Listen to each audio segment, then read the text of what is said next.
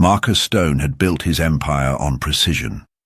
Every decision was calculated, every move planned 3 steps ahead. As CEO of Stone Industries, he controlled billion-dollar deals with the same ease most people ordered coffee. But tonight, something had driven him away from his glass tower office and into the warm glow of a small family restaurant on the quiet side of town. The place was nothing like the high-end establishments he usually frequented. Red checkered tablecloths covered wooden tables, and the scent of homemade bread filled the air. Children's laughter echoed from corner booths, while parents chatted over steaming plates of comfort food. It was the kind of place where people came to feel at home, not to impress business partners. Marcus chose a table near the window, loosening his tie as he settled into the worn leather seat. For the first time in months, he wasn't thinking about stock prices or board meetings. He was simply a man enjoying a quiet meal, watching life unfold around him. The waitress approached with a warm smile, her name tag reading Sarah. She looked to be in her early 30s, with kind eyes and an easy manner that put him at ease. "What can I get you tonight?" she asked, setting down a glass of water. "Just a steak, medium rare, and whatever you recommend," Marcus replied, surprised by how good it felt to let someone else make the decision. As Sarah walked away, Marcus allowed himself to truly relax for the first time in years. The restaurant hummed with gentle conversation and the clatter of dishes. It was peaceful in a way his penthouse never managed to be, despite its million-dollar view. Then he heard it. A soft whimper, barely audible above the restaurant's gentle noise. Marcus turned toward the sound and spotted a small figure huddled near the kitchen doors. A little girl, no more than 4 years old, sat on the floor with her knees drawn up to her chest. Her dark hair fell in waves around her face, and even from across the room, Marcus could see the tears streaming down her cheeks. Something twisted in his chest. He wasn't the type to get involved in strangers' problems, but the sight of this lost child stirred something he couldn't ignore. Without really thinking about it, Marcus stood and walked over to her. "Hey there," he said gently, crouching down to her level. "Are you okay?" The little girl looked up at him with the biggest blue eyes he had ever seen. They were bright and clear, even filled with tears, and something about them made his breath catch. "I can't find my mama," she whispered, her voice trembling. Marcus felt his heart squeeze. "What's your name, sweetheart?" "Emma," she said, wiping her nose with the back of her small hand. "That's a beautiful name." "I'm Marcus." He looked around the restaurant, searching for a worried parent, but everyone seemed absorbed in their own conversations. "Where did you last see your mama?" Emma pointed toward the kitchen doors. "She was working, bringing food to people, but then she went away and I got scared."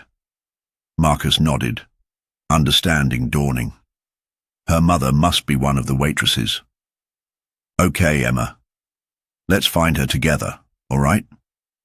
Emma hesitated for just a moment before slipping her tiny hand into his much larger one. The warmth of her small fingers against his palm surprised him. It had been so long since he had held something so delicate, so trusting. They walked through the restaurant together, Marcus moving slowly to match Emma's shorter steps.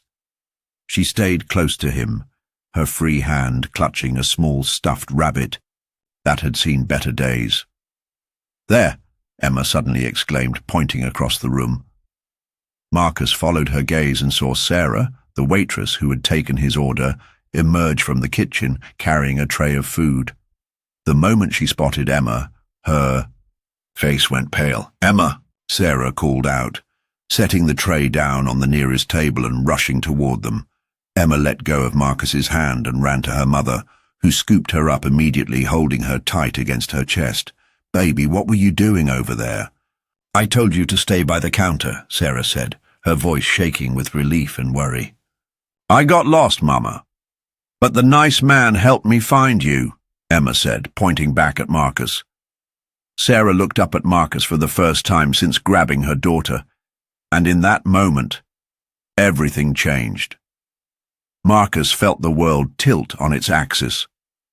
He knew those eyes. Not Emma's bright blue ones, but Sarah's warm brown ones. The shape of her face, the way she tucked her hair behind her ear when she was nervous. 5 years melted away in an instant. "Marcus," Sarah whispered, her voice barely audible. "Sarah," he replied, his throat suddenly tight. "I didn't know you worked here." She shifted Emma in her arms, and Marcus couldn't help but notice how the little girl's features became even more familiar in the restaurant's soft light. The curve of her nose, the stubborn set of her jaw, the way she observed everything with intelligent eyes.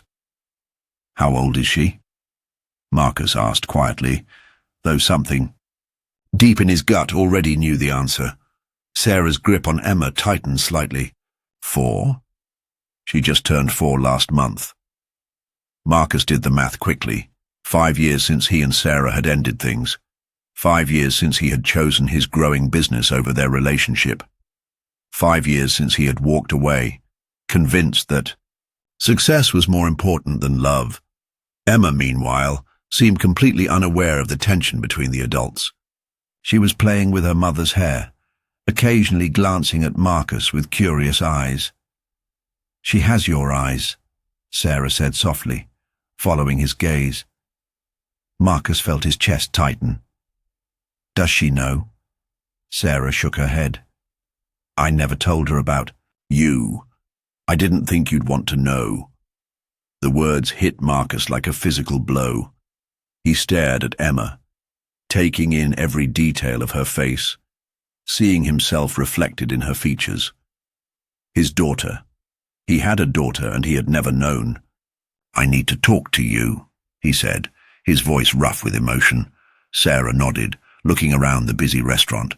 "I can't leave now. My shift doesn't end until 10. Marcus checked his watch. It was barely 7. "I'll wait."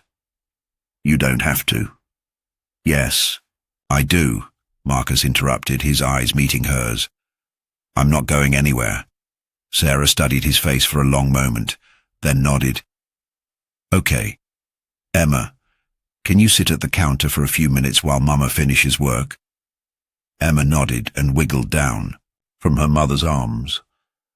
Before she walked away, she looked back at Marcus with a shy smile. "Thank you for helping me find Mama," she said. Marcus felt his heart break and mend all at once. "Any time, sweetheart." As Emma skipped away to the counter, Sarah and Marcus stood in awkward silence. The restaurant continued its gentle hum around them, but Marcus felt like he was standing in the center of a storm.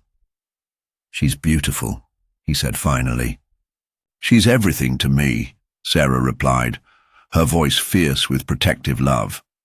Marcus nodded, understanding completely. He looked across the restaurant at Emma, who was now chatting with another waitress while coloring on a paper placemat. His daughter. The thought was overwhelming and wonderful and terrifying all at once. He had spent years building his empire, convinced that success was the only thing that mattered. But looking at Emma, seeing the way she had trusted him so completely, Marcus realized he had been wrong about what truly mattered. The next 2 hours passed in a blur. Marcus returned to his table, but he couldn't focus on his food. His eyes kept drifting to Emma, memorizing every gesture, every smile. She was animated and bright, clearly intelligent beyond her years. She helped the other waitresses by stacking napkins and made friends with every customer who walked through the door. Finally, 10 o'clock arrived. Sarah emerged from the kitchen in her regular clothes, Emma's hand firmly in hers. Marcus stood as they approached his table, his heart pounding. "Ready to talk?" Sarah asked. Marcus nodded, knowing that this conversation would change everything. As they walked toward the exit together, Emma between them, Marcus felt something he had never experienced before. For the first time in his life, Marcus Stone had found something more important than his empire. They sat in Sarah's small living room, Emma fast asleep in her bedroom down the hall. The apartment was cozy but modest, filled with Emma's artwork on the walls and toys scattered in corners. It was a home built on love rather than money, and Marcus felt the contrast with his own sterile penthouse. Sarah sat across from him on the worn couch, her hands wrapped around a cup of tea that had long since gone cold. The silence between them was heavy with 4 years of unspoken truths. "Why didn't you tell me?" Marcus asked finally, his voice quiet but strained. Sarah looked down at her hands. "Because you made it clear what mattered to you. Your company, your success, your future. There was no room for anything else." "That should have been my choice to make," Marcus said, running a hand through his hair. "She's my daughter, Sarah. I had a right to know." "Did you?" Sarah's eyes flashed with old hurt. "You walked away from us, Marcus. You chose your business over our relationship. What was I supposed to think?" Marcus felt the weight of his past decisions crushing down on him. 5 years ago, he had been so focused on building his empire that he had convinced himself love was a distraction. He had chosen the certainty of business success over the unknown of a life with Sarah. "I was an idiot," he admitted. "I thought I knew what I wanted, what would make me happy. I was wrong." Sarah's expression softened slightly. "I was scared, Marcus. I found out I was pregnant 2 weeks after you ended things. I was 25, working as a waitress, and suddenly I was going to be a single mother. I didn't want to trap you or make you feel obligated." "You wouldn't have been trapping me," Marcus said, leaning forward. "If I had known, everything would have been different." "Would it?" Sarah challenged. "Or would you have seen us as a burden? Would you have resented giving up your dreams for a family you never planned?" Marcus opened his mouth to argue, then stopped. He couldn't honestly say what he would have done 5 years ago. The man he had been then was so different from who he was now. "I don't know," he said finally, "but I know who I am now. And I know I want to be part of her life." Sarah studied his face for a long moment. "She doesn't know about you. She's never asked about her father. I told her that some families are just a mommy and a child, and that was okay." "What do we tell her now?" Marcus asked. Before Sarah could answer, a small voice came from the hallway. "Mama, I had a bad dream." They both turned to see Emma standing in the doorway, clutching her stuffed rabbit. Her hair was messy from sleep, and she looked even smaller in her pink pajamas. "Come here, baby," Sarah said, opening her arms. Emma ran to her mother but stopped when she noticed Marcus sitting on the couch. "Why is the nice man still here?" Sarah looked at Marcus, a question in her eyes. He nodded slightly, understanding that this moment would change everything. "Emma, sweetie, remember how you asked me once about why some kids have daddies and you don't?" Sarah said gently. Emma nodded, climbing onto the couch between them. "Well, you do have a daddy. He just didn't know about you until tonight." Emma looked confused, glancing between Sarah and Marcus. "I don't understand." Marcus felt his heart pounding. He had negotiated million-dollar deals, but nothing had ever felt as important as this moment. "Emma," he said softly, "I'm your daddy." Emma stared at him with wide blue eyes. "Really? Really?" Marcus confirmed, his voice thick with emotion.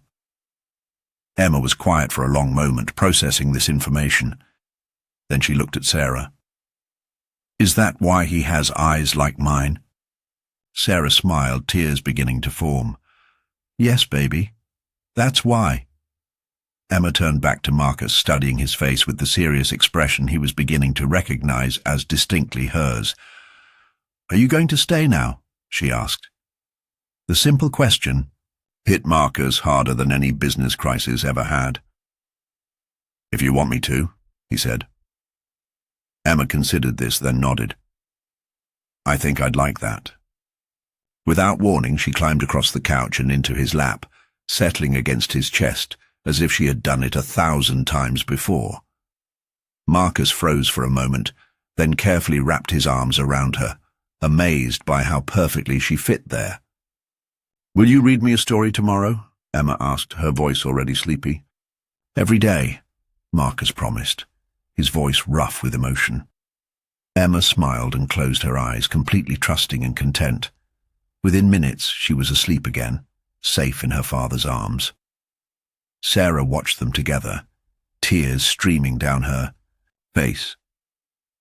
I'm sorry, she whispered. I'm sorry I kept her from you.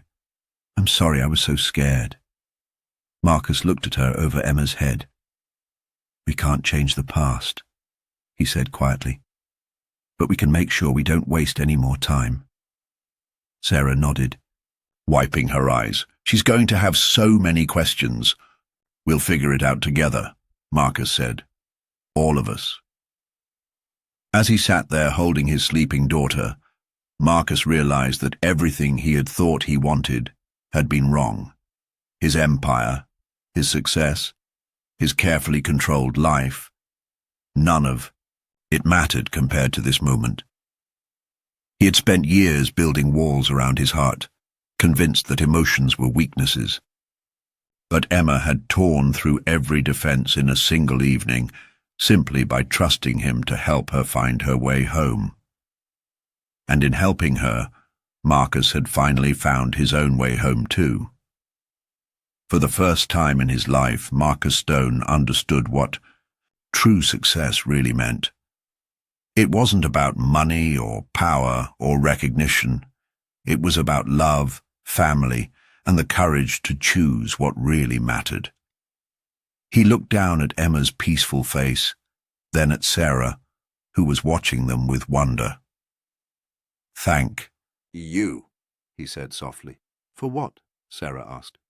For giving me the greatest gift I never knew I wanted, Marcus replied, pressing a gentle kiss to the top of Emma's head. Outside, the city continued its restless pace, but inside Sarah's small apartment, time stood still. A family had been born not from planning or intention, but from love, forgiveness, and the simple act of a little girl trusting a stranger to help her find her way home. Marcus held his daughter close and knew that he would never let either of them go again. Hit subscribe and keep watching. More stories waiting for you. Tap the video on screen. Just click and enjoy.